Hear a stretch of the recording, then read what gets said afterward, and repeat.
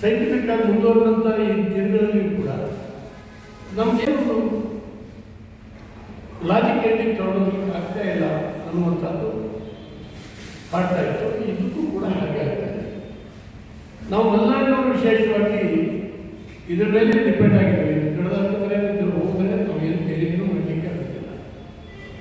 ಆ ಸ್ಥಿತಿನಲ್ಲಿದ್ದೀವಿ. ಬಯಲುಸೀಮೆಯವರು ಹಾಗಲ್ಲ, ಬೇರೆ ಪರ್ಯಾಯವಾಗಿ ಬೆಳಿಬೋದು. ಈ ಹಿನ್ನೆಲೆಯಲ್ಲಿ ನಾವು ಒಕ್ಕೂಟ ಹೇಳಿದ್ರು ಈಗಾಗಲೇ ಅಡಿಕೆ ಬೆಳೆಗೆ ಒಂದು ರಕ್ಷಾ ಕವಚವಾಗಿ ಕೆಲಸ ಮಾಡಬೇಕು. ಸುಪ್ರೀಂ ಕೋರ್ಟ್ನಲ್ಲಿರುವಂಥ ಕೇಸ್ ಇದೆ. ಕಾಂಗ್ರೆಸ್ ಸರ್ಕಾರ ಇದ್ದಾಗ ಅಫಿಡವಿಟ್ ಕೊಟ್ಟಿದೆ, ಅದರಲ್ಲಿ ಕ್ಯಾನ್ಸರ್ ಗುಣ ಇದೆ ಅಂತ ಹೇಳಿ ವರ್ಲ್ಡ್ ಹೆಲ್ತ್ ಆರ್ಗನೈಸೇಷನ್ ರಿಪೋರ್ಟ್ ಪ್ರಕಾರ ಅಫಿಡವಿಟ್ನ ಸರ್ಕಾರ ಕೊಟ್ಬಿಟ್ಟಿದೆ. ಆ ಕೇಸ್ ಇನ್ನೂ ಇದೆ, ನಮ್ಮ ತಲೆ ಮೇಲೆ ಹೋಗ್ತಾ ಇದೆ.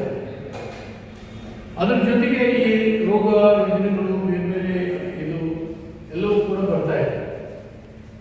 ಹಾಗಾಗಿ ಇದಕ್ಕೊಂದು ಏನಾದರೂ ಸಪೋರ್ಟಿವ್ ಆಗಿರಬೇಕು. ಒಬ್ಬ ರೈತ ಏನು ಮಾಡಲಿಕ್ಕಾಗಲ್ಲ ಇದ್ರ ವಿರುದ್ಧ ಫೈಟ್ ಮಾಡೋದು ಕಷ್ಟ ಅಂತ ಹೇಳಿ ನಾವು ಅಡಿಕೆ ಬೆಳೆಗಾರರ ಪರವಾಗಿ ಅಡಿಕೆ ಬೆಳೆಯನ್ನು ಮಾರಾಟ ಮಾಡ್ತಕ್ಕಂಥ ಸಹಕಾರಿ ಸಂಸ್ಥೆಗಳ ಒಕ್ಕೂಟವನ್ನು ರಚನೆ ಮಾಡಿದ್ವಿ. ಆ ಒಕ್ಕೂಟದಿಂದ ಒಂದು ಸ್ವಲ್ಪ ಹಣ ಕಲೆಕ್ಷನ್ ಮಾಡಿದ್ವಿ. ನಿಮಗೆಲ್ಲ ಗೊತ್ತಿದೆ, ಒಂದು ಮೂಟೆ ಅಡಿಕೆ ಮಾರಾಟ ಮಾಡಿದ್ರೆ 2 ರೂಪಾಯಿನ ಆ ಹೋರಾಟ ನಿಧಿ ಕೊಡಬೇಕು ಒಕ್ಕೂಟಕ್ಕೆ ಅಂತ ಹೇಳಿದ್ವಿ. ಒಂದಷ್ಟು ಹಣ ಆಗ್ತಾ ಇದೆ. ಹಾಗಾಗಿ ಈಗ ಅದನ್ನು ಉಪಯೋಗಿಸಿಕೊಂಡು ಎಲ್ಲ ರೀತಿಯಿಂದ ಹೋರಾಟವನ್ನು ಮಾಡ್ತಾ ಇದ್ವಿ. ಅಡಿಕೆಯ ಗುಣಮಟ್ಟ ವಿದೇಶದಿಂದ ಅಡಿಕೆ ಬರ್ತಾ ಇದೆ. ಅಡಿಕೆ ಗುಣಮಟ್ಟ ಸರಿ ಇಲ್ಲ ಅಂತ ನಾವು ಹೋದ್ವಿ ಮಂತ್ರಿಗಳ ಹತ್ರ. ಅಡಿಕೆ ಗುಣಮಟ್ಟ ಅಂದರೆ ಏನು ಅಂತ ಕೇಳೋದು ಪ್ರಶ್ನೆ ಕೇಳ್ತಾರೆ. ಅಡಿಕೆ ಗುಣಮಟ್ಟ ಅಂದರೆ ಏನಿದ್ರೆ ಅಡಿಕೆ ನಮಗೆ ಆಶ್ಚರ್ಯ ಆಯಿತು. ನಮಗೇನು ಹೇಳಲಿಕ್ಕೆ ಆಗಲಿಲ್ಲ. ಯಾಕೆಂದರೆ ಸಾವಿರಾರು ವರ್ಷದಿಂದ ಅಡಿಕೆ ಬೆಳೀತಾ ಇದ್ವಿ, ಬಳಸ್ತಾ ಇದ್ವಿ. ಆದರೆ ಅಡಿಕೆ ಗುಣಮಟ್ಟ ಏನಿರಬೇಕು, ಏನಿದ್ರೆ ಅಡಿಕೆ ಗುಣಮಟ್ಟದ ಅಡಿಕೆ ಅಂತ ನಿರ್ಧಾರ ಮಾಡಬೇಕಾಗತ್ತೆ ಅಂತ ನಮಗೂ ಕೂಡ ಗೊತ್ತಾಗಲ್ಲ. ಕೊನೆಗೆ ಈ ಸಂಶೋಧನಾ ಕೇಂದ್ರಗಳಿಗೆ ವಿನಂತಿ ಮಾಡಿಕೊಂಡು ಕೇಂದ್ರ ಸರ್ಕಾರದ ಹತ್ರ ಲೆಟರ್ ಬರೆಸಿ ಒಂದು ಒಳ್ಳೆಯ ಅಡಿಕೆ ಅಂದರೆ ಏನೇನು ಇರಬೇಕು ಅಂಶ ಅದರಲ್ಲಿ ಅಂತೇಳಿ ಹೇಳಿ ಅದನ್ನು ತಿಂದರೆ ಮನುಷ್ಯನ ದೇಹಕ್ಕೆ ಆರೋಗ್ಯಕ್ಕೆ ತೊಂದರೆ ಆಗೋದಿಲ್ಲ ಅನ್ನುವಂಥದ್ದು ಅಡಿಕೆಯಲ್ಲಿ ಏನು ಅಂಶಗಳಿರಬೇಕು ಅಂತ ಹೇಳಿ ಸಂಶೋಧನೆ ಮಾಡಿ 2 ವರ್ಷದ ನಂತರ ಒಂದು ರಿಪೋರ್ಟನ್ನು ಕೊಟ್ಟರು. ಆ ರಿಪೋರ್ಟನ್ನು ತಗೊಂಡೋಗಿ ಕೇಂದ್ರ ಸರ್ಕಾರ ಕೊಟ್ಟಿದ್ದೀವಿ. ಅದರ ಪರಿಣಾಮವಾಗಿ ಅದಕ್ಕಿಂತ ಕಳಪೆ ಅಡಿಕೆಯಲ್ಲಿ ಈ ದೇಶದ ಒಳಗಡೆ ಬರೋದಿಲ್ಲ. ಹಿಡಿದು ಅನೇಕ ಕಂಟೈನರ್ಗಳನ್ನು ವಾಪಸ್ ಕಳಿಸೋದು, ಬೇರೆ ಬೇರೆ ದೇಶದ್ದು ಅಡಿಕೆ ಬಂದಿತ್ತು ತಡೆಯುವಂಥ ಪ್ರಯತ್ನ ಮಾಡಿ. ಆದರೂ ಕೂಡ ವಿದೇಶಿ ಅಡಿಕೆ ತುಂಬ ಬರ್ತಾ ಇದೆ. ನೀವೆಲ್ಲ ಇದೆಲ್ಲ ನೋಡೋದು ಗೊತ್ತಾಗುತ್ತೆ. ಮಾರ್ಕೆಟಿಂಗ್ ತುಂಬ ಅಡಿಕೆ ಬರ್ತಾ ಇದೆ. ಈ ಸರಿ 21,000 ಟನ್ ಏನೋ ಬಂದಿದೆ. ಹಾಗಾಗಿ ಅದನ್ನು ಏನಾದರೂ ತಡೆಗಟ್ಟಲಿಕ್ಕೆ ಆಗ್ತದ ಅಂತ ಹೇಳಿದ್ರು. ಆದರೆ ಅಧಿಕಾರಿಗಳು ಹೇಳಿದ್ರು ನೀವು ತಡೆಗಟ್ಟಲಿಕ್ಕೆ ಆಗೋದಿಲ್ಲ. ಸುಮಾರು 7-8 ದೇಶಗಳ ಜೊತೆಗೆ ಫ್ರೀ ಟ್ರೇಡ್ ಅಗ್ರಿಮೆಂಟ್ ಇದೆ. ನಾವು ಬೆಳೆದಿದ್ದೆಲ್ಲ ಆ ದೇಶಕ್ಕೆ ಹೋಗ್ಬೋದು, ಆ ದೇಶದಲ್ಲಿ ಬೆಳೆದಿದ್ದೆಲ್ಲ ನಮ್ಮ ದೇಶಕ್ಕೆ ಹೋಗ್ಬೋದು. ಹಾಗಾಗಿ ಆ ಅಗ್ರಿಮೆಂಟನ್ನು ನಾವು ಮುರಿಲಿಕ್ಕಾಗಲ್ಲ. ನಿಮ್ಮದೊಂದು ಅಡಿಕೆ ಬೆಳೆಗೋಸ್ಕರ ಮುರಿಲಿಕ್ಕೆ ಆಗೋದಿಲ್ಲ. ಅಂತಾರಾಷ್ಟ್ರೀಯ ಒಪ್ಪಂದಗಳು ಅಂತೇಳಿ ಹೇಳಿದ್ರು. ನಾವು ಆ ಒಪ್ಪಂದಗಳ ಒಳಗಡೆ ಏನಿದೆ ಅಂತ ಅಧ್ಯಯನ ಮಾಡೋದು. ನಮ್ಗೆ ಸಿಕ್ಕಂಥ ಮಾಹಿತಿ ಏನು ಅಂದರೆ ನಮ್ಮ ದೇಶದ ನಾವೇನು ಬೆಳಿತೀವಿ ಅಡಿಕೆಯ ಬೆಳಿಲಿಕ್ಕೆ ಏನು ಖರ್ಚಾಗ್ತದೆ ನಮಗೆ, ಕಾಸ್ಟ್ ಆಫ್ ಪ್ರೊಡಕ್ಷನ್ ಏನಾಗುತ್ತೆ ಅದಕ್ಕಿಂತ ಕಮ್ಮಿಗೆ ಯಾವಾಗಲೂ ಹಾಕಿ ಬರೋಂಗಿಲ್ಲ ಅವರ ಅಡಿಕೆ. ಅದು ಅಂತಾರಾಷ್ಟ್ರೀಯ ಒಪ್ಪಂದದಲ್ಲಿದೆ. ನಾವು ಅದನ್ನೇ ಹೇಳ್ಕೊಂಡು ನಮ್ಮ ಅಡಿಕೆಗೆ ಬೆಲೆಯನ್ನು ನಿರ್ಧಾರ ಮಾಡಬೇಕು. ನಮ್ಮ ಕಾಸ್ಟ್ ಆಫ್ ಪ್ರೊಡಕ್ಷನ್ ಎಷ್ಟಾಗ್ತದೆ ಅಂತ ಫಸ್ಟ್ ನಾವು ಕೇಂದ್ರ ಸರ್ಕಾರ ಜೊತೆ ಹೋದಾಗ 251 ರೂಪಾಯಿ ಅಂತ ನಿರ್ಧಾರ ಮಾಡಿ 1 kg ಅಡಿಕೆ ಬೆಳೆದು ಮಾರ್ಕೆಟಿಂಗ್ ತರಲಿಕ್ಕೆ 251 ರೂಪಾಯಿ ಬೀಳುತ್ತೆ. ಆಮೇಲೆ 2ನೇ ಸರಿ ಹೋದ್ವಿ 351 ರೂಪಾಯಿ ಬೀಳುತ್ತೆ. ಏನಾದ್ರು ಹೋದಾಗ 351 ರೂಪಾಯಿ ಮಾಡಿದ್ವಿ. ಮೊನ್ನೆ ನಾವು ಹೋದ್ವಿ 451 ರೂಪಾಯಿ ಮಾಡಬೇಕು. ಗೊಬ್ಬರದ ರೇಟ್ ಜಾಸ್ತಿ ಆಗಿದೆ, ತುತ್ತದ ರೇಟ್ ಜಾಸ್ತಿ ಆಗಿದೆ, ಹಾಲಿನ ರೇಟ್ ಜಾಸ್ತಿ ಆಗಿದೆ, ಎಲ್ಲವೂ ಜಾಸ್ತಿ ಆಗಿದೆ. 451 ರೂಪಾಯಿ kg ಅಡಿಕೆಗೆ ನಿಗದಿ ಮಾಡಬೇಕು ಅಂತ ಹೇಳಿ ಈಗಾಗಲೇ ದೃಷ್ಟಿ ಕೊಟ್ಟಿದ್ವಿ. ಅವರು ಈಗಾಗಲೇ ಸಂಶೋಧನಾ ಕೇಂದ್ರಕ್ಕೆ ಕಳಿಸಿ ಅದನ್ನು ರಿಪೋರ್ಟನ್ನು ತಗೊಳ್ತಾರೆ. ಯಾಕೆಂದರೆ ಬಿಲ್ ಹಾಕೊಂಡು ನೋಡ್ಬೋದು, ಅದಕ್ಕಿಂತ ಕಮ್ಮಿ ಹಾಕೋದಿಲ್ಲ. ಅದ್ರ ಮೇಲೆ ನಮ್ಮ ದೇಶಕ್ಕೆ ಟ್ಯಾಕ್ಸ್ ಬೀಳುತ್ತೆ. ಆ ಅಡಿಕೆಗೆ ಸುಮಾರು 500 ರೂಪಾಯಿ 600 ರೂಪಾಯಿ ಕೊಡಲಿಕ್ಕೆ ಆಗೋದೇ ಇಲ್ಲ. ಹಾಗಾಗಿ ನಮ್ಮ ದೇಶದಲ್ಲಿ ಹೊರಗಡೆಯಿಂದ ಅಡಿಕೆ ಬರುವಂಥದ್ದನ್ನ ತಡಿಬೋದು ಅಂತ ಒಂದು ನಿರ್ಧಾರ. ಹೀಗೆ ಇವತ್ತು ನಮ್ಮ ಅಡಿಕೆಯಲ್ಲಿ ಮಾಯಿಶ್ಚರ್ ಕಂಟೆಂಟ್ಸ್ ಇರುತ್ತೆ, ಅಷ್ಟಿರ್ಬೇಕು. ಹಿಡಿತಾ ಇದ್ದಾರೆ ನಮ್ಮ ಲಾರಿಗಳಲ್ಲಿ ಮಾಯಿಶ್ಚರ್ ಕಂಟೆಂಟ್ಸು ನಿಮ್ಗೆ ಜಾಸ್ತಿ ಇದೆ ಅಂತ. ನಿಗದಿತವಾದಂತಹ ಮಾಯಿಶ್ಚರ್ ಕಂಟೆಂಟ್ಸ್ ಎಷ್ಟು ಅಂದರೆ ನಮ್ಮ ಅಡಿಕೆಗೆ 7% 7% ಅಂದ್ರೆ ಒಂದು 10 ಬಿಸಿಲು ಒಣಸು. 10 ಬಿಸಿಲು ಒಣಸೋದು ನಮ್ಮ ಅಡಿಕೆ ಗತಿ ಏನಾಗುತ್ತೆ ಧೂಳ. ಇದು ಅನ್ಸೈಂಟಿಫಿಕ್ ಅಂತ ಹೇಳಿ ನಮ್ಗೆ ಅನಿಸ್ತು. ಈಗಾಗಲೇ ಹೋಗಿದ್ದೇವೆ, ಅದನ್ನು ಸಂಶೋಧನೆಗೆ ಕೊಟ್ಟಿದ್ದೇವೆ. ಒಟ್ಟಾರೆ ಅದನ್ನು ನೋಡದೆ ಹೋಗ್ಬೋದು, ಸಂಶೋಧನಾ ಕೇಂದ್ರಕ್ಕಿಲ್ಲ. ನಮ್ಮದು ಹೆಚ್ಚು ಕಮ್ಮಿ 11-11.5% ನಿಗದಿ ಮಾಡಿದ್ರೆ ನಮ್ಮ ಅಡಿಕೆಗೆ ಸರಿ ಆಗುತ್ತೆ. ಈಗೇನು ನಾವು ಅಡಿಕೆ ಮಾರ್ಕೆಟಿಗೆ ತರ್ತೇವೆ ಅದು 11%ಗಿಂತ ಜಾಸ್ತಿ ಮಾಯಿಶ್ಚರ್ ಕಂಟೆಂಟ್ಸ್ ಇದೆ. ಹಾಗಿದ್ರೆ ಮಾತ್ರ ಆಗ್ತದೆ. ಅದಕ್ಕೆ ಸಂಶೋಧನೆಗೆ ಕೊಟ್ಟಿದ್ದೀವಿ. ಸಂಶೋಧನೆಗೆ ನಮ್ಮ ಒಕ್ಕೂಟದ ಕಡೆಯಿಂದ ಹಣ ಕೊಟ್ಟಿದ್ದೀವಿ. MOU ಮಾಡ್ಕೊಂಡಿದ್ದೀವಿ. ಕಾಸರಗೋಡಿನ ನಮ್ಮ ತೋಟಗಾರಿಕಾ ಸಂಶೋಧನಾ ಕೇಂದ್ರೀಯ ತೋಟಗಾರಿಕಾ ಸಂಶೋಧನಾ ಕೇಂದ್ರ ಜೊತೆ ಮಾಡಿದ್ದೀವಿ. 24 ಲಕ್ಷ ರೂಪಾಯಿಗಳನ್ನು ಪೇಮೆಂಟ್ ಮಾಡಿದ್ದೀವಿ ಒಕ್ಕೂಟದ ಕಡೆ. ಇದನ್ನ ಯಾಕೆ ವಿಸ್ತಾರವಾಗಿ ಹೇಳ್ತಾ ಇದ್ದೀನಿ ಅಂದರೆ, ಅಡಿಕೆ ಒಳ್ಳೆ ರೇಟ್ ಬಂದಾಗ ನಮ್ಮ ಅದೃಷ್ಟ ಅಲ್ಲ, ಅಡಿಕೆ ರೇಟ್ ಬಿದ್ದು ಹೋದಾಗ ನಮ್ಮದು ಹಣೆ ಬರೋ ಸರಿ ಇಲ್ಲ. ಅವೆರಡೂ ಅಲ್ಲ. ಇದು ಹಿಂದಕ್ಕೆ ಬೇರೆಯೇ ಆದಂಥ ಶಕ್ತಿಗಳು ಆಟ ಆಡ್ತಾ ಇದ್ದಾರೆ. ಅನೇಕ ಸಂಗತಿಗಳಿದ್ದಾವೆ. ಇದನ್ನ ಅಧ್ಯಯನ ಮಾಡಿ ಅಡಿಕೆಗೆ ಒಂದು ರಕ್ಷಾಕವಚವಾಗಿ ಈ ಸಂಸ್ಥೆ ಕೆಲಸ ಮಾಡ್ತಾ ಇದೆ.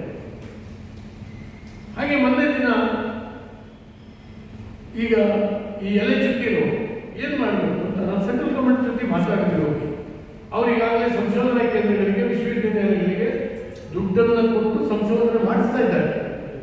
2 ವರ್ಷ ಕೋಟಿಗಟ್ಟಲೆ ಹಣವನ್ನು ಕೇಂದ್ರ ಸರ್ಕಾರ ಕೊಟ್ಟಿದೆ.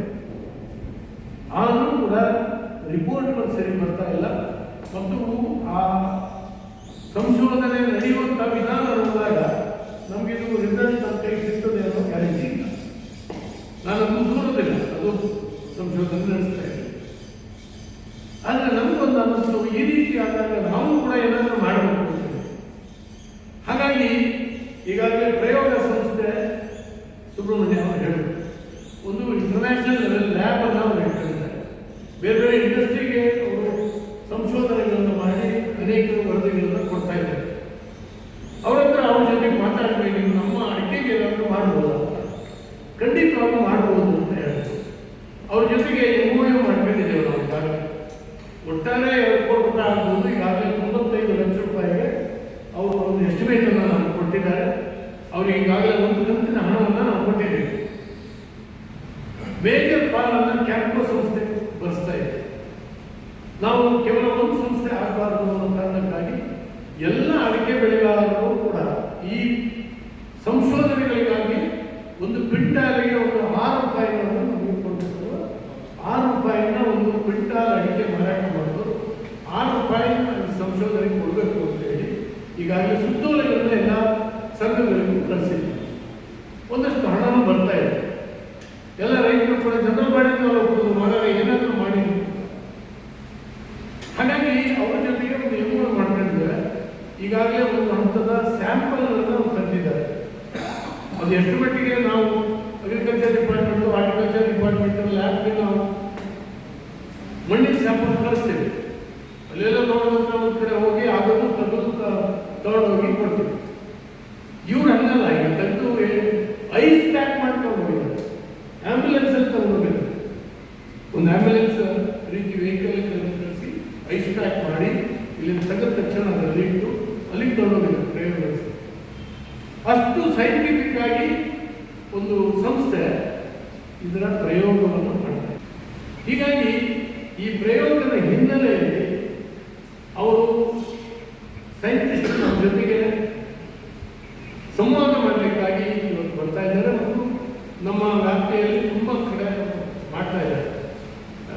ಆದ್ದರಿಂದ ನಾವು ಖಂಡಿತವಾಗೂ ನಮ್ಮ ಅನುಮಾನಗಳನ್ನು ಹೇಳಿ ಬಗೆಹರಿಸಬೇಕು ಮತ್ತು ಅವರು ಏನು ಮಾಡ್ತಾ ಇದ್ದಾರೆ, ಹೇಗೆ ಹೇಳ್ತಾ ಇದ್ದಾರೆ. ಇದರ ಜೊತೆಗೆ ಮೊನ್ನೆಯಿಂದ ಇನ್ನೊಂದು ಬಹಳ ದೊಡ್ಡ ಗಡಿಬಿಡಿ ಶುರುವಾಗಿದೆ, ಗೊತ್ತಾಗಿದೆ. ಅದಕ್ಕೆ ಹೋಗ್ತಾನೆ ಇದೆ, ಒಂದು 8 ದಿವಸ ಆಯಿತು. ಅದಕ್ಕೆ ಮಾರ್ಕೆಟಿಂದ ಲಿಫ್ಟ್ ಆಗ್ತದೆ. ಮಹಾರಾಷ್ಟ್ರಕ್ಕೆ ಒಂದು ಲಾರಿ ಸುಮಾರು 45-46 ಲಾರಿಗಳನ್ನ ತಡೆ ಹಿಡಿದಿದ್ದಾರೆ. ಚಿತ್ರದುರ್ಗದಲ್ಲಿ ಮೊನ್ನೆ ಕೆಲವರು ಯುವ ಕಾಂಗ್ರೆಸ್ ಯುವಕರು 8 ಲಾರಿಗಳನ್ನು ನಿಲ್ಲಿಸಿದ್ರು ಚಿತ್ರದುರ್ಗ. ಏನು ಅಂದರೆ ನಮ್ಮ ಲೀಡರಿಗೆ ಒಂದು ಸ್ವಲ್ಪ ದುಡ್ಡು ಕೊಡಬೇಕಾಗುತ್ತೆ, 4% ಕೊಡಬೇಕು. ನಮ್ಮ ಅಡಿಕೆಗೆ ಯಾರ್ಯಾರು ಕೈಯಲ್ಲಿ ಹಾಕ್ತಾರೆ, ಯಾರ್ಯಾರು ಪಾಲ್ ಕೇಳ್ತಾರೆ ನನಗೆ ಗೊತ್ತಿಲ್ಲ. ನಮ್ಮ ಚಿತ್ರದುರ್ಗ SP ಅವರಿಗೆ ಮೊನ್ನೆ ಸಿಕ್ಕಾಪಟ್ಟೆ ಬರಬೇಕು.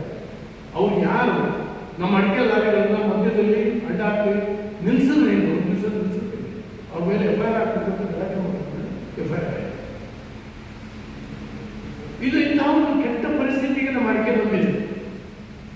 ನಾವು ಜೋರಾಗಿ ಮಾತಾಡೋದಿಲ್ಲ. ಏನಾಗ್ತಾ ಇದೆ ಅಂತಂದ್ರೆ, ನಾವು ಒಂದು ಅಡಿಕೆ ಮಾಡೋದು ಅಂತ ಹೇಳಿದ್ರೆ ನಿಮಗೆಲ್ಲ ಗೊತ್ತಿದೆ.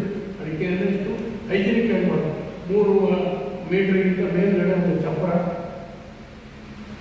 ಆ ಚೊಗುರು ಮಾಡೋ ರೀತಿಯೇ ಯಾವುದಾದ್ರು ಮರದ ತೆಪ್ಪೆ ಎಲ್ಲ ತಂದು ಬುದ್ಧಿ ಬೇಯಿಸಿ, ಆ ಚೊಗುರು ಮಾಡಿ ಅದರಲ್ಲಿ ಅಡಿಕೆಯನ್ನು ಬೇಯಿಸಿ ಅದರ ಮೇಲೆ ಉಟ್ಕೊಂಡು ಹೋಗಿ ಚಪ್ಪರದ ಮೇಲೆ ಒಣಗಿಸಿ, ಯಾಕಂದ್ರೆ ಕೆಳಗಡೆ ಇದ್ರೆ ಧೂಳಿನ ಕಣಗಳು ಬರಬಾರ್ದು ಅಂತ ಹೇಳಿ ಒಂದು ಅಡಿಕೆ ರಾಶಿ ಮಾಡೋದು, ಮುದ್ದೆ ಮಾಡೋದು ಅಂದ್ರೆ ಪಾಪ. ಚಪ್ಪಲಿ ಹತ್ತಿರ ಬರಬಾರ್ದು, ಅದೊಂದು ದೇವ್ರ ಸಮಾನ ಅಂತ ಕಂಡಿಲ್ಲ. ಅಷ್ಟು ಹೈಜೆನಿಕ್ ಆಗಿ ಮಾಡಿ. ಇತ್ತೀಚಿನ ದಿವಸದಲ್ಲಿ ಎಲ್ಲ ಹೋಗಿದೆ. ತಿಪ್ಪೆ ಮತ್ತು ಅಡಿಕೆಗೆ ವ್ಯತ್ಯಾಸಗಳೇ ಇಲ್ಲ. ಎಲ್ಲಿ ಬೇಕಾದ್ರೂ ಹಾಕ್ತಾರೆ, ಯಾವ ಧೂಳಿ ಬೇಕಾದ್ರೂ ಹಾಕ್ತಾರೆ, ಎಲ್ಲಿ ಬೇಕಾದ್ರೂ ಉಳಿಸ್ತಾರೆ. ಅದರ ಜೊತೆಗೆ ಈ ಚೊಗರನ್ನು ಹಾಕಿ ಬೇಯಿಸೋದು ಬಹಳ ಕಷ್ಟ ಆಗ್ತದೆ. ಈಗ ಮಾರ್ಕೆಟ್ನಲ್ಲಿ ಸಿಗುವಂಥ ಕೃತಕ ರಾಸಾಯನಿಕ ಬಣ್ಣವನ್ನು ಹಾಕಿ ಅಡಿಕೆಯನ್ನು ಮಾಡ್ತಾರೆ. ನನ್ನ ಮನೆಯವ್ರಿಗೆ ಕೇಳಿ ಏನು ನೀವು ಮಾಡ್ತಾ ಇದ್ದೀವಿ, ಅವರು ನನಗೆ ಜೋರು ಮಾಡೋದು, ಇದು ಏನ್ರಿ ನೀವು ಗಂಟು ನೀವು ಯಾಕೆ ಬೇಯಿಸಿದ ಅಡಿಕೆ ವೆಯ್ಟ್ ಹೋಗುತ್ತೆ, ವೆಯ್ಟ್ ಲಾಸ್ ಆಗುತ್ತೆ. ಬೇಯಿಸೋದು ಯಾಕೆ? ಸುಲ್ಬೇಲೆ ಒಂದು ಡ್ರಮ್ಮಿಗೆ ಹಾಕಿ ಈ ಸಿಮೆಂಟ್ ಮಿಕ್ಸಿಗೆ ಮಿಕ್ಸರ್ ಅದನ್ನು ತಿನ್ನಿಸ್ತಾ ಬಕೆಟ್ನಲ್ಲಿ ಬಣ್ಣ ಕಂಡಿಟ್ಟು ಸೋಪ್ತಾರೆ. ನನಗೆ ನನ್ನ ಹತ್ರ ಇದಿದೆ ಫೋನಲ್ಲಿ, ಸೋಪ್ತಾರೆ ಎಲ್ಲ ತಿರುಗಿಸಿ ಆಮೇಲೆ ಬಿಸಿಲಲ್ಲಿ ಹಾಕಿ. ಈಗ ಮಾರ್ಕೆಟ್ ಯಾರ್ಡಲ್ಲಿ ನಮ್ಮ ಗೊರಬಲಿಗೆ 42 ರೂಪಾಯಿ ಯಾಕೆ ಬಂದಿದೆ ಅಂದರೆ, ಗೊರಬಲನ್ನು ಪಾಲಿಶ್ ಮಾಡಿ ಆ ಬಣ್ಣ ಹಾಕಿ ಒಣಗಿಸಿ ನಾವು ನೀಟಿಗೆ ಸೇರಿಸಿ ಮಾಡ್ತಾರೆ. ಇದರ ಪರಿಣಾಮ ಏನಾಯಿತು ಅಂದರೆ ಇದೆಲ್ಲ ಹಿಡಿದಿದೆ. ಕೆಲವು ಲಾರಿಗಳಲ್ಲಿ 6 ತಿಂಗಳಾಗಿದೆ, ಬಾಂಬೆನಲ್ಲಿ 6 ತಿಂಗಳಾಗಿದೆ. ಟೆಂಪೋ ಲಾರಿ ನಿಂತಿದೆ, ಮ್ಯಾಂಗೋ ಲಾರಿಗಳು ನಿಂತಿದ್ದಾವೆ, ಅನೇಕ ಖಾಸಗಿಯವರು ನಿಂತಿದ್ದಾರೆ. ಪರಿಸ್ಥಿತಿ ಬಹಳ ವಿಕೋಪವಾಗಿದೆ. ಮೊನ್ನೆ ಡೆಲ್ಲಿಗೆ ನಾವು ಹೋಗಿದ್ದೆವು. ನೀವು ಟೆಂಪೋ ಅಧ್ಯಕ್ಷರು, ನಾನು, ನಮ್ಮ ತುಮಕೂರಿನ ಅಧ್ಯಕ್ಷರು, ಟೆಂಪೋ MD ಎಲ್ಲ ಹೋದ್ವಿ. 2 ಜನ ಮಂತ್ರಿಗಳ ಜೊತೆ ನಾವು ಮಾತಾಡಿದ್ವಿ. ಅಷ್ಟೊತ್ತಿಗೆ ನಾವು ಮಹಾರಾಷ್ಟ್ರಕ್ಕೆ ಮುಖ್ಯಮಂತ್ರಿಗಳನ್ನು ನೋಡೋಣ ಅಂತ ಬಂದಿದ್ವಿ. ಅಷ್ಟೊತ್ತಿಗೆ ಸಂತೋಷ್ಗೆ ಫೋನ್ ಮಾಡಿದವರಿಗೆ ಇಲ್ಲೆಲ್ಲ ನಾನು ಡೆಲ್ಲಿಗೆ ಬರ್ತೀನಿ ಅಂತಿದ್ರು. ರಾತ್ರಿ 9:00 ಡೆಲ್ಲಿನಲ್ಲಿ ಮಹಾರಾಷ್ಟ್ರ ಮುಖ್ಯಮಂತ್ರಿಗಳನ್ನು ಭೇಟಿಯಾಗಿ ನಿಮ್ಮ ರಾಜ್ಯದಲ್ಲಿ ಆಗ್ತಾ ಇದೆ. ಅವರಿಗೆ ಗೊತ್ತಿರಲಿಲ್ಲ, ಅವರ ಗಮನದಲ್ಲಿ ಇರಲಿಲ್ಲ. ಅವರು ನಮ್ಮ ಮನವಿ ಮೇಲೆ ಆರ್ಡರ್ ಮಾಡೋದು, ನಮ್ಮ ಸ್ಟೇಟ್ನಲ್ಲಿ ಕರ್ನಾಟಕ ರಾಜ್ಯದ ಲಾರಿಗಳ ಹೊರಗಡೆ ಸ್ಟೇಟ್ಗೆ ಹೋಗೋದ್ರಿಂದ ಯಾವುದೇ ಕಾರಣಕ್ಕೆ ನಿಲ್ಲಿಸಬಾರ್ದು ಅಂತ ಆದೇಶ ಮಾಡಿದ್ರು. ಆದರೂ ಕೂಡ ಇನ್ನೂ ಸೇರಿಕೊಂಡಿಲ್ಲ. ಯಾಕೆ ಅಂತ ಹೇಳಿದ್ರೆ, ಅವರು FIR ಹಾಕಿದ್ದಾರೆ. FSL ಲ್ಯಾಬ್ಗಳಿಗೆ ಕಳಿಸಿದ್ದಾರೆ ನಮ್ಮ ಅಡಿಕೆ ಬಣ್ಣ ಸರಿ ಇಲ್ಲ, ಇದರಿಂದ ರಾಸಾಯನಿಕ ಇದೆ ಅಂತ ಹೇಳಿ. ಕೆಲವು ಲಾರಿಗಳದ್ದು ರಿಪೋರ್ಟ್ ಪಾಸಿಟಿವ್ ಬಂದಿದೆ, ಬಣ್ಣ ಇದೆ, ಆ ಬಣ್ಣದಲ್ಲಿ ಕೆಮಿಕಲ್ಸ್ ಇದೆ. ಏನು ಮಾಡ್ಬೋದು? ಯಾಕಂದರೆ ಇವರು ಏನೇನೋ ಮಾಡ್ಲಿಕ್ಕೆ ಹೋಗಿ ಅವರು ಯಾರೋ ವ್ಯಾಪಾರಿಗಳು ಯಾರು ಹೇಳಿದ್ದಾರೆ, ಇನ್ನೇನು ಅವರು ಆ ಉದ್ಯೋಗ ಬಿಟ್ಟು ಬೇರೆ ಮಾಡ್ತಾರೆ. ಆದರೆ ಅಡಿಕೆ ಬ್ಯಾನ್ ಆಗುವಂಥ ಸ್ಥಿತಿ, ಅಡಿಕೆಯೇ ಬ್ಯಾನ್ ಆಗುವ ಸ್ಥಿತಿ. ಅಡಿಕೆ ಬ್ಯಾನ್ ಆದರೂ ನಾವು ಏನು ಮಾಡ್ಬೋದು? ನಮ್ಮ ಅಡಿಕೆ ಮರ ಕಡಿದಾರೆ ಮತ್ತೆ ಬೆಳೆಯೋದು ನಾವು. ಇದನ್ನು ನಾವು ಬಹಳ ಗಂಭೀರವಾಗಿ ಯೋಚನೆ ಮಾಡಬೇಕು. ನಾನು ಯಾಕೆ ಈ ಸಭೆಯಲ್ಲಿ ಹೇಳಿದೆ ಅಂದರೆ, ಬಹಳ ಸ್ವಲ್ಪ ಮೇಲ್ ಕಣ್ಣಲ್ಲಿ ಕಣ್ಣಿಟ್ಟು ನಮ್ಮ ಜನರಿಗೆ ಹೇಳೋ ಕೆಲಸ ನಮ್ಮ ಚಳಿದಾರರಿಗೆ ಹೇಳಬೇಕು. ನಾವಿವತ್ತು ಸಂಸ್ಕೃತಿ ಬದಲಾವಣೆ ಆಗಿದೆ. ನಾವು ಬೆಳೆದವರು ನಾವು ಪ್ರೊಸೆಸ್ ಮಾಡ್ತಾ ಇಲ್ಲ, ಚಳಿ ಪಡೆದವರು ಮಾಡ್ತಾ ಇಲ್ಲ. ನಾವು 12 kg 10 kg ಕೊಡಪ್ಪ ಅನ್ನೋದು ನಾವು ನಮ್ಮ ಮನೆಗೆ ಬರೋದಿಲ್ಲ. ನಮ್ಮ ಎಲ್ಲರಿಗೆ ಆ ಚಳಿದಾರ ಮನೆಯಿಂದ ಮಾಡಲಿಕ್ಕೆ ಹೋಗ್ತಾರೆ. ಅವು ಏನು ಮಾಡಿದಾರೆ ಅಂತ ನಮಗೂ ಕೊಡೋದಿಲ್ಲ. ಮೊನ್ನೆ ನಾನು ಒಂದು 200 ಜನ ಚೇಂಜ್ ಮಾಡೋದನ್ನ ತೀರ್ಥದಲ್ಲಿ ಸೇರಿಸಿದ್ದೆ. ಕೈ ಮುಗಿದಪ್ಪ, ನೀವು ಖಾಲಿ ಬಿಡ್ತಿರ್ತಾರೆ, ದಯವಿಟ್ಟು ನೀವು ಈ ಕೆಲಸ ಮಾಡಬೇಡಿ. ನೀವು ಬಣ್ಣ ಹಾಕಿ ಚೊಗರು ಇದ್ದಿದ್ರೆ ಕೊಂಡು ಕಳೆ ಇದ್ದಿದ್ರೆ ಚೊಗರು ಮಾಡಿ, ಏನೂ ಬೇಡ, ಎರಡು ಹಂಡೆ ಅಡಿಕೆಯನ್ನು ಬಿಸಿನೀರಿನಲ್ಲಿ ನೀವು ನೀರಿನಲ್ಲಿ ಬೇಯಿಸಿದ್ರೆ 3ನೇ ಹಂಡೆಗೆ ಅದೇ ಚೊಗರು ಬಿಡುತ್ತೆ. ಈಗ ಅಡಿಕೆ ಗುಡ್ಕಕ್ಕೆ ಹೋಗೋದ್ರಿಂದ ಬಣ್ಣನೇ ಅಂತ ಹೇಳೋದಿಲ್ಲ ಯಾರು. ಅಡಿಕೆ ಚೊಗರಲ್ಲಿ ಬೇಯಿಸಿದ್ರೆ ಸಾಕಾಗುತ್ತೆ. ಇದನ್ನು ದಯವಿಟ್ಟು ಮಾಡಿಬಿಡಿ. ಈಗ ಅಡಿಕೆ ಲಾರಿಗಳ ಹೋಗ್ತಾ ಇಲ್ಲ. ನಾವು ದೊಡ್ಡ ಗಲಾಟೆ ಮಾಡೋದೂ ಇಲ್ಲ, ಪ್ರತಿಭಟನೆ ಮಾಡೋದೂ ಇಲ್ಲ. ಯಾಕಂದ್ರೆ ನಮ್ಮ ಅಡಿಕೆ ಕಡಿಮೆ. ಇನ್ನೊಂದು ಅಡಿಕೆ ಡ್ಯಾಮೇಜ್ ಇದೆ ಅಂತ ತಿಳಿಸಿದ್ದಾರೆ. ನಾವೀಗ ಹೋಗ್ತಾ ಇದ್ದೀವಿ. ನನಗೆ ನಾನು ತಿಳ್ಕೊಂಡಿದ್ದೆ ಪ್ರಹ್ಲಾದ್ ಜೋಶಿ ಅವರ ಖಾತೆಗೆ ಬರ್ತದೆ ಅಂತ FSS. ಈಗ ನೋಡಿದ್ರೆ ನಡ್ಡಾ ಅವ್ರ ಖಾತೆಗೆ ಬರ್ತದೆ, ಹೆಲ್ತ್ ಮಿನಿಸ್ಟ್ರಿಗೆ ಬರ್ತದೆ. ಈಗ ಮಾತಾಡ್ತಾರೆ, ಈಗ ಡೆಲ್ಲಿ ಮಾತಾಡ್ತಾರೆ. ಅವ್ರಿಗೆ ನಡ್ಡಾ ಅವ್ರಿಗೆ ಬರ್ತದೆ. ನಡ್ಡಾ ಅವ್ರ ಜೊತೆಗೆ ಒಂದು ಮೀಟಿಂಗನ್ನು ಫಿಕ್ಸ್ ಮಾಡಿ ಅಂತ. ಏನಾಗ್ತದೆ, ನಮ್ಮ ಅಡಿಕೆ ಹೊಂಟ ಬಿಡ್ತದೆ, ಈ ಮಿಷನ್ ಹೋಲ್ ಬಿಡ್ತದೆ ನಟ್ಗಳಲ್ಲಿ. ಅದು ನೀವು ಆಗಬಾರ್ದು. FSS ರೂಲ್ಸ್ ಎಲ್ಲ ಇದೆ, ಅದನ್ನು ತೆಗಿಬೇಕು ಅಂತ ಹೇಳಿದ್ರೆ ನಾವೀಗ ಕೇಸ್ ಹಾಕೋದು ಹೋಗಿ ಮೊದಲೆಲ್ಲ ಕೈಯಲ್ಲಿ ಸುಲಿತಿದ್ದಪ್ಪ, ಹೋಗಿ ಬಿಡ್ತಿರ್ಲಿಲ್ಲ. ಈಗ ನಮಗೆ ಲೇಬರ್ ಇಲ್ಲ, ಹಾಗಾಗಿ ಇದನ್ನು ಸುಲಿತಾ ಇದ್ದೀವಿ, ಹಿಂಗೆ ಆಗ್ತದೆ ಅಂತ ಅವರಿಗೆ ಕನ್ವಿನ್ಸ್ ಮಾಡಬೇಕಾಗಿದೆ. ಅದು ರೂಲ್ಸ್ ಇಂದ ತೆಗಿಬೇಕು.